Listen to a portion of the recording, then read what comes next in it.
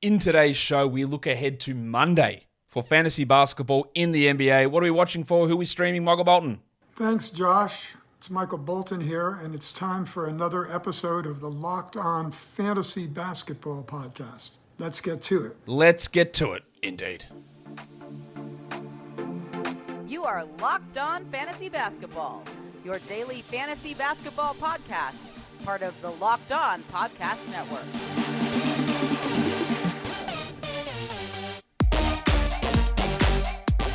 Hello and welcome to the Locked On Fantasy Basketball Podcast, brought to you by Basketball Monster. My name is Josh Lloyd and I am the lead fantasy analyst at basketballmonster.com, and you can find me on Twitter as always at redrock_bball, on TikTok at redrock_bball, and on Instagram at Locked On Fantasy Basketball. Today's episode is brought to you by PrizePicks. First-time users can receive a 100% instant deposit match up to $100 with the promo code Locked On. That's PrizePicks.com and the promo code is Locked On. Thank you for making Locked On Fantasy Basketball your first listen every day. We are free and available on all platforms. So let's look ahead to Monday.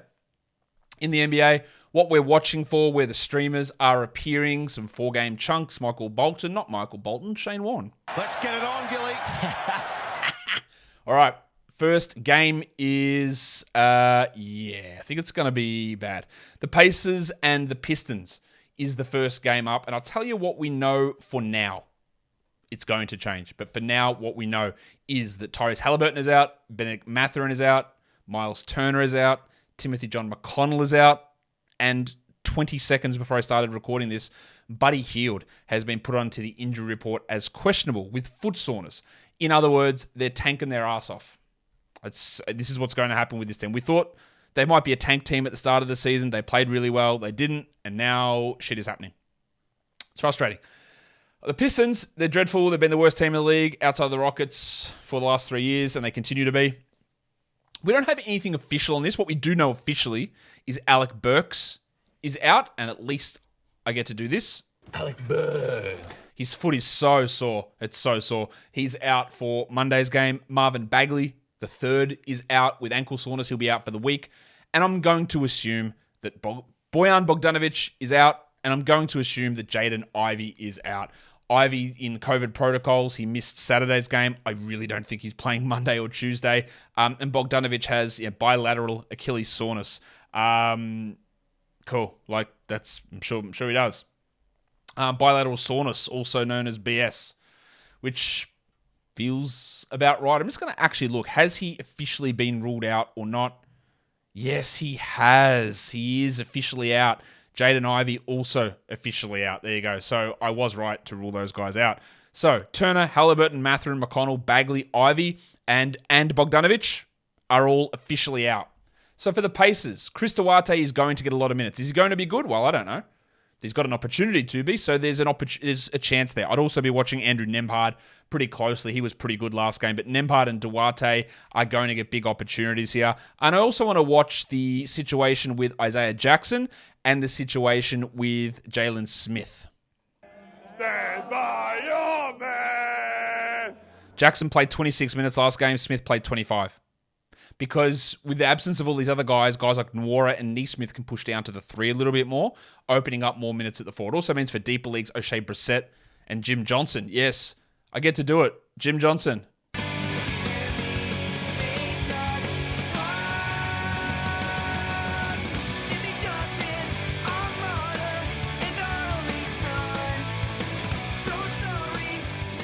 Need to cut that down. It's too long, but there's too much good stuff in there. Anyway, Jim Johnson becomes a deeper league guy along with Brissett, but Isaiah Jackson probably starts and is a 12-team option. Jalen Smith similarly. Now, the problem is they don't play again until Thursday, and we don't know Halliburton, Mathurin, Turner, McConnell. I think Mathurin's done for the year. That's a guess, though. I think he's done for the year. I think Turner's going to miss more time. Halliburton, I don't know, but there's a chance that Turner and Halliburton play Thursday. For the Pistons, I think James Wiseman's one we really do need to watch. Marvin Bagley, the 4th. There's no Stewart. There's no Bogdanovic. There's no Bagley. So Duran and Wiseman are going to get lots of minutes. Eugene Marie also is going to get minutes. So he's one to watch for deeper leagues. And then Isaiah Livers, who is going to play a ton of minutes as well. And when we talk streaming later, spoiler, he's going to be on the deeper league stream. He is a 12-team league stream as well. There was just so many 12-team streamers that the first 8 that I fit on there, he wasn't in them. But he is in that mix as well. Grizzlies and the Mavs is the second game. No spread available at this point. We know that Ja Morant is out. We know that Steve Adams is out. For Dallas, we don't know. We don't know whether Luka Doncic is going to play. Oh, stunning. Yeah. We don't know about Kyrie Irving and his foot soreness. I expect that Kyrie plays. I actually expect Luka to play as well, but that one I'm not certain about. What we want to watch on the Memphis side of things is David Roddy Piper, who was great last game. Now, 2 games ago, he played 7 minutes, so nothing changed in terms of available players. He just got Conchar and Zaire Williams' minutes. So let's see, do they go back to him for 20 minutes? Do they cut some of Santi Aldama, which is what they did as well? Roddy is not a guy I'm looking at for 12s, but for deeper leagues, there's an opportunity here. While Xavier T. Illman, the cashier, another great opportunity. We watch him get, hopefully, his 30 minutes again. I don't think he got to 30 last game. Double check. He only got 28, but most nights he gets 30. Let's see him get back there. While for the Mavericks, what we saw was Josh Green go crazy with no Doncic and Kyrie, which we've seen multiple times this season. And Green gets lost playing next to those guys. But if they're out, then we do look at Josh Green. There's a big opportunity there. And then the crucifix Christian Wood, who played 15 minutes despite no Kyrie and no Doncic, and Jason Kidd lying his ass off because, again, Jason Kidd's a terrible coach. Not because he necessarily doesn't play Christian Wood, but this was the chance to play him, but because he just doesn't know what he's doing and he lies all the time. So what he said was, why did Christian Wood only get 15 minutes? He scored 14 points in those 15 minutes, and he was like, oh, we have to, we've got all these players, all these big men now, and we've got to ride the hot hand. So him riding the hot hand meant playing the guy with the hot hand got the fewest minutes. Again, no idea what you're talking about. Absolute liar. Dishonest. Just say you don't like his defense. Just say, I prefer these other guys out there. Just say it. Don't say we've got to ride the hot hand and then play the guy with the hot hand the fewest minutes out of everyone, out of Kleber, who got 26, and Powell, who got 19. What's the point of lying? I'm just going to distrust everything you say, and I'm going to shit on him at every opportunity I get because he's a terrible coach, and he is, along with their front office, driving Luka to leave. They're both bad. Anyway, does Wood get more minutes here? I don't know. I don't expect him to, and yeah, that's got to look like a drop, honestly. But they play Monday, Wednesday, Friday, so 3 games in 5 nights. I'd like to hold to see what happens, but I'm not having gigantic amounts of confidence here. I do have confidence in today's sponsor, which is PrizePicks. PrizePicks is daily fantasy, and it's daily fantasy made easy. It's not going through and setting lineups with salary caps. It's just player projections. So you might see Christian Wood with a 12.5 point number. You go, all right, cool, let's go more. He's going to go off. Or you might see Josh Green with a 12.5 point number, and you go, he's probably going to go less. You get 2 to 6 of those, put them into a lineup, up to 25 times, your entry fee back. Really easy to do. You can do it in under 60 seconds. You can do it in over 30 US states and in most Canadian provinces and territories. You can do it for lots of sports as well. Not just the NBA. You can do it for the NHL, for Major League Baseball, for men's and women's college basketball, for NASCAR, for PGA golf, for MMA, for boxing, for cricket, for European basketball, and of course for disc golf. So download the PrizePicks app or go to prizepicks.com to sign up and play daily fantasy sports. First-time users can receive a 100% instant deposit match up to $100 with the promo code Locked On. If you deposit $100, PrizePicks will give you $100. If you deposit $50, PrizePicks will give you $50. Don't forget to enter the promo code Locked On at sign up for an instant deposit match up to $100. Jazz Heat. Next game. Miami are 6-point favorites in this one. The Heat, I said they're 6-point favorites. Colin Padawan Sexton will remain out. Duncan Robinson's in COVID protocol, so he should remain out. But the man on the street, Jordan Clarkson, is officially questionable. JordanClarkson. The other ones we need to watch. I did have Cody Zeller as questionable. He is out with a nasal fracture. Caleb Martin is questionable with knee soreness. And guess what? Kyle Lowry returned, played 33 minutes, and he is questionable with knee soreness. Double cheeked up on a Thursday afternoon. Why he would play 33 minutes in his first game back with knee soreness baffles me beyond all belief. Absolutely no need for it. Insane. Crazy. I guess they were trying to win. They still lost by 12 to Orlando, and there was an overtime period there, but bloody hell. That's just some silliness. So we'll see what happens there. On the Jazz, Talen Horton-Tucker was great last game. I love having him on my roster for this game. And then I drop him because they don't play till Saturday after this. But Horton-Tucker with Sexton out, with Clarkson questionable, we love that. Chris Dunn also is someone that we want to take a look at. He should be rostered for this game.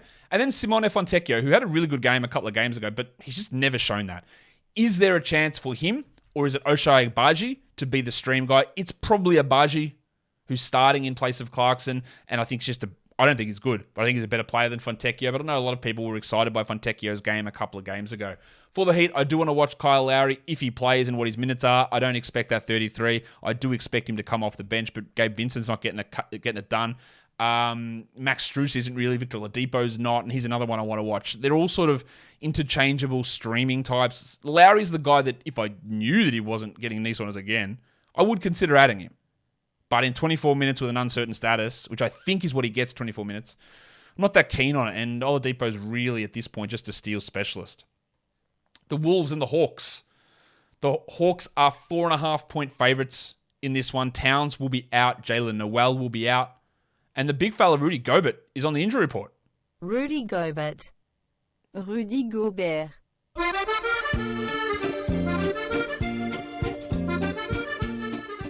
So is Austin Rivers, who is questionable. But obviously, Gobert with an ankle sprain, which he suffered against the Nets. If he is out, then we're firing up the Wizard of Naz Reid, obviously.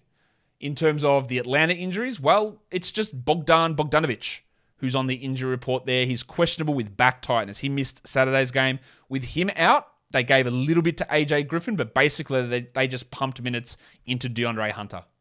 And more minutes for DeJounte Murray, but more minutes into DeAndre Hunter. DeAndre Hunter at 32 minutes, not a 12-team league guy. DeAndre Hunter at 39 minutes, probably is. So that's what we want to watch. For the Wolves, we do want to watch Naz Reid, who played barely last game, 10 minutes. Didn't cross over with Gobert at all, but he's back on the menu, boys, if Gobert is out.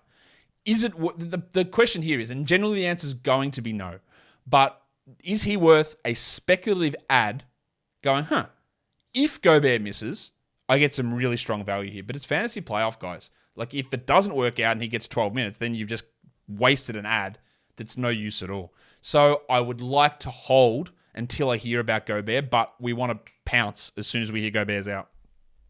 Also watch Kyle Anderson because he's putting up continually good numbers, continues to be rostered under 50% of leagues, which is insane.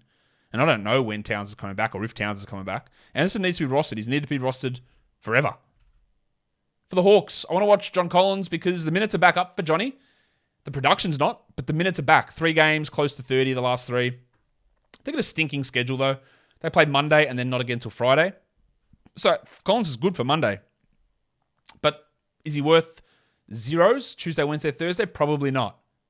Does this game change my mind? I'd be very doubtful about that. But we want to see what happens. And then DeAndre Hunter, who played 39 minutes last game. And again, we want to see. 32-minute Hunter, I don't really care for it. 39, I do. 38, I do. Now, he's not a guy I'm going to hold through the big 3-game gap in the middle of the week. But I am pretty interested in what he can do, especially for Monday. Celtics Rockets is the next game. The Celtics are 12.5-point favorites. We know that the Rock DJ, Robbie Williams, is out. With that hamstring, what a dud he has been for majority of this. There was chunks where he was good. Don't get me wrong. Top 100, top 70 player. But the constant injuries for this guy is going to make him really hard to draft in future seasons. His body just cannot handle it at this point. Peyton Pritchard is out. I also want to watch Grant Williams because Grant Williams played as many minutes as I did in Saturday's game against the Hawks. And that's twice in the last 6 games that he's been DNP'd. His minutes are crazy. 0, 17, 37, 15, 12, 0. Is his constant bitching and moaning causing Missoula to say, sit down, mate, I don't need this bullshit? Maybe. It feels like it is. Now, obviously, Grant Williams should be nowhere near a 10 or 12 or 14-team league. Even in 25 minutes a night, he's not really that guy. So I just want to see if they just do pump it into Sam Hauser. That's what she said. We will see what his minutes look like. Because Hauser is a guy that can be a 3-streamer if that's the direction they go. I also want to watch Malcolm Brogdon, who's been, again, up and down. 33 minutes, 28 minutes, 25 minutes. All of those without Rob Williams. So he's one of those guys, less so with Derek White, but where I just don't know what to expect game by game. Still going to be a 12-team league guy with Rob out, but it's frustrating. Speaking of the anti-frustration, and that is Jabari Smith Jr. Does he get a Smitty? Yeah, he gets a Smitty. Smitty. 43 and 36 minutes the last 2 games for Smith, and the shots falling. He's doing exactly what we thought he might be able to do at draft time. And of course, that was a horrible miscalculation because for 65 games, 70 games, he's been bad. But he's good. Do I trust it? Of course I don't. But I don't care because I'm going to grab him and I want to see what he can do. They play Monday, Wednesday, Friday, Sunday, so a really, really strong schedule. And if Smitty's playing 34 a night, shooting well, we might have just unlocked a top 70 player for fantasy playoffs. That's pretty interesting. I also want to watch Tari tank season because he had a 31, 30, 28-minute run, and then 25 against the Pacers, 21 against the Bulls. Coincidentally, absolutely not coincidentally, completely tied in. Those minutes have dropped in the games where Jabari Smith minutes have gone up. Now, if I was Steven Silas, I'd probably just take all of the Usman Garuba minutes away and play Smith, Eason, and Şengün as my forwards. Smith and Şengün start. Şengün comes off. Smith plays backup center. Eason plays power forward. Get 30 minutes minimum for all of them. Great. But he doesn't. He gave Garuba the 12 minutes, which is okay. I don't mind. Garuba, I think he's an okay player. But if you're going to give Smith more, it is going to hurt Eason. I still think Eason's a 12-team league player for now, but let's see how the minutes go between Smith and Tari here in this game. Today's episode is also brought to you by the GOATs at Built Bar. Built Bar is the best tasting protein bar ever, and now they want to do something cool. They want to do something fun. They want to do something slick. They want to do something neat, and it's Built March Madness. Is that what the website is? Yes. BuiltMarchMadness.com, where you can vote for your favorite Built Bar. I'm voting cookies and cream. You should too, if you want to get on my good side. Vote for your favorite Built Bar or Built Puff on their website, BuiltMarchMadness.com. And if you do, you can win a prize. One of 50 lucky Locked On listeners will get a free box of Built, and one Locked On listener will get a 12-month subscription with deliveries of delicious Built Bars to their door once a month. So, you got to try Built. It's covered in 100% real chocolate, the best tasting protein bar ever. You're going to eat this and go, there's no way this is healthy. How is this possible? The high protein, the low calories, the low sugar, it's all there. So go to BuiltMarchMadness.com right now. Vote for your favorite Built Bar and get yourself a box while you're there as well. You might get a free one, but order one. Do it. BuiltMarchMadness.com. You can vote every day in March, so hop in and support your pick. Built Bar is built different. Suns Warriors. The Warriors are 4.5-point favorites here. Shamet is out. Durant is out. Wiggins is out.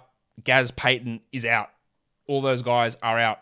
Kuminga is questionable with that ankle issue. And Draymond Green is listed as probable. Andre Iguodala also probable, but no one really cares about that. For Phoenix, Josh Okogie got the minutes last game, 35. He only played 21 the game before, but there was a blowout there. 35. He is an ad while Durant is out, which is basically the rest of the season. And then Terrence Ross is someone interesting. 23 minutes in each of the last two games. You're looking for a points or threes guy, and you don't want to mess with Malik Beasley, or you don't want to take a crack at Tim Hardaway, then Ross might be your guy. For the Warriors, DiVincenzo was amazing last game, played the minutes way back up. He played 34 minutes, significantly better than Jordan Poole, took minutes away from Jordan Poole, and with Wiggins unlikely to return anytime soon, DiVincenzo's a strong guy to have. I also do want to watch Poole because he's been bad. He was bad again. The shooting's been bad. He's a guy, like I campaigned relatively heavily against Jordan Poole in the pre-draft situation, saying I just don't see how he maintains the role that he had last season, when basically all of last season it was either without Clay and without Steph. And he was starting 90% of the games. And I said, there's no way that this happens again. But he's been worse. He looks disengaged. Look, I guess that happens when your teammate punches in the face. He's disengaged. His defense is literally bottom 3 in the entire league. He's shocking. Is he a drop? You know what? It's getting close. It's getting really close where you got to consider that. Now, they do play Monday, Wednesday, Friday, Saturday, so it's a good schedule. So I wouldn't drop because of that. But, man, it is getting pretty close. The Bucks and the Kings is the next game we take a squiz at. There's no spread available for this one. No one has been ruled out yet, but we do have a big injury that we need to wait on, and that is the big fella Giannis. Giannis Antetokounmpo. Wes Matthews and Goran Dragic also are out. Dragic signed and then hasn't played with knee soreness. What was the point of that signing to begin with? And double, what was the point of that signing if he knew he couldn't play because he hasn't sore knees? Anyway, silly. I know why they signed him, to get him playoff eligible. He's not going to play in the playoffs. For the Bucks, Joe Ingles, 29 or 30 plus minutes last game in the overtime game, looked great. If Giannis is out, I'm very interested to see what Ingles can do. If Giannis is in, I want to see what his role is. They have 3 games in 4 nights. Ingles has played some back-to-backs. He has been playing in back-to-backs, so no worries about him there. And he might actually be a sneaky 12-team ad. Chris Middleton has been starting, played minutes, came back in the overtime period last game. There is still a slight minutes restriction on him, but we are getting more playing time for Chris Middleton. So that's coming at the right point in the season pretty clearly. And where does that leave us with him? They do have that back-to-back Monday, Tuesday, and he's not going to play on Tuesday would be my guess. I don't really see why he would play in that game.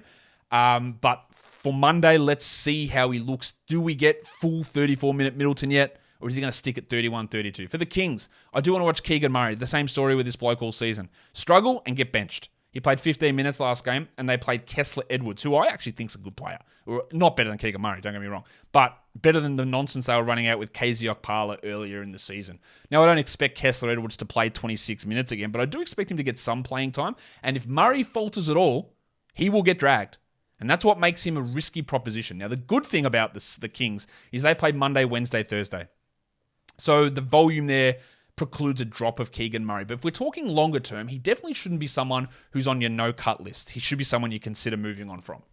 And the same goes with Fanapants Kevin Huerter, who was also benched. They went with Davion Mitchell and Malik Monk over him. He played 19 minutes last game, and his minutes have been like this. 18, 20, 33, 22, 33, 37, 32, 19. It's not reliable for a points and three streamer. I wouldn't want to trust it. Again, 3 games in 4 nights gives me a nice hold there. But he can be up and down really at any point. Let's talk streaming. New segment I introduced yesterday. Let's do it again now. Injury replacements. The guys that we don't know whether they're going to play or not. Doncic and Irving, if they're out, Josh Green's the out. Tim Hardaway's on that list as well, but Josh Green's a good option there. I got Bogdanovic. That's Bojan. He's been ruled out. Isaiah Livers is the guy to go for. If Jordan Clarkson is out, it probably is Agbaji behind Horton Tucker and Dunn, but they're most likely already rostered. If Gobert is out, it's the Wizard of Naz Reid. If Bogdanovic is out, DeAndre Hunter gets that appeal. Deeper leagues, we look at Adrian Griffin a little bit. If Johnny Kuminga happens to be out, then Kevon Looney really solidifies and minutes push up, as do Dante DiVincenzo's. And if Giannis is out, then it's obviously Bob Portis, who's been really, really good. Without Yanni, Ingles pushes up there as well. But if Yanni does play, I don't know that Bobby is going to have enough value there.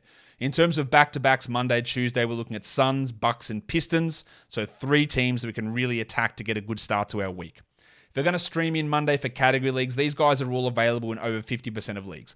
Kyle Anderson, this is strictly for Monday. Kyle Anderson, Taylor Horton Tucker, who you add then drop. Killian Hayes, great schedule. DiVincenzo, strong schedule. Xavier T. Illman, great stream. Jalen Duren, the Passport legend, great schedule, great stream.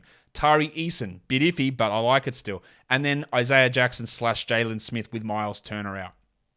For deeper leagues, these guys are all available in 90% plus. Isaiah Livers, Torrey Craig, Chris Duarte, even Andrew Nembhard, those 4 guys are all 12-team streamers as I knock Spider-Man over on my desk. Rodney Magruder is a deeper league stream. And Torian Prince is a deeper league stream as well. I'd also consider Trey Lyles and Joe Ingles 12-team stream guys. In fact, all 8 of those guys, maybe not Magruder, maybe not Prince, they're iffy.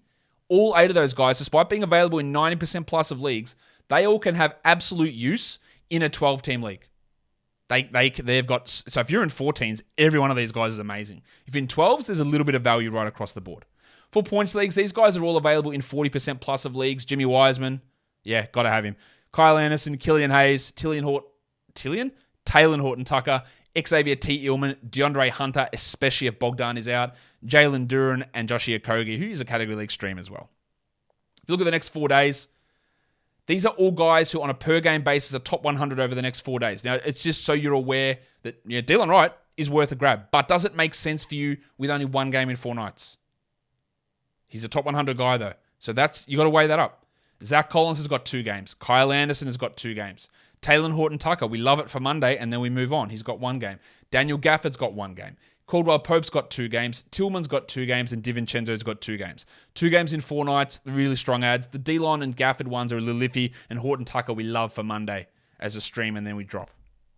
And which teams play 3 games in 4 nights in between Monday and Thursday? There's 4 teams, the Bucks, the Pistons, the Suns, and the Kings. So if there's players you're considering adding or players you're considering dropping that are on those teams, just maybe hold off. Well, don't hold off on adding them because this is where the value is, but hold off maybe on a drop. If you're going to drop Herter, you're going to drop Murray, or you drop a Kogi, or you drop Livers, or Duren, or Wiseman, or Hayes, or Ingles, or Portis even, I'd probably hold off given the way the schedule plays out for those guys. And that Guys, will do it for me today. Don't forget to follow this podcast on Apple Podcasts, Google Podcasts, Stitcher, Spotify, and on the Odyssey app. And if you're here on YouTube, you know what to do. You thumb it up and you leave your comments down below. Guys, we are done here. Thank you so much for listening, everyone. See ya.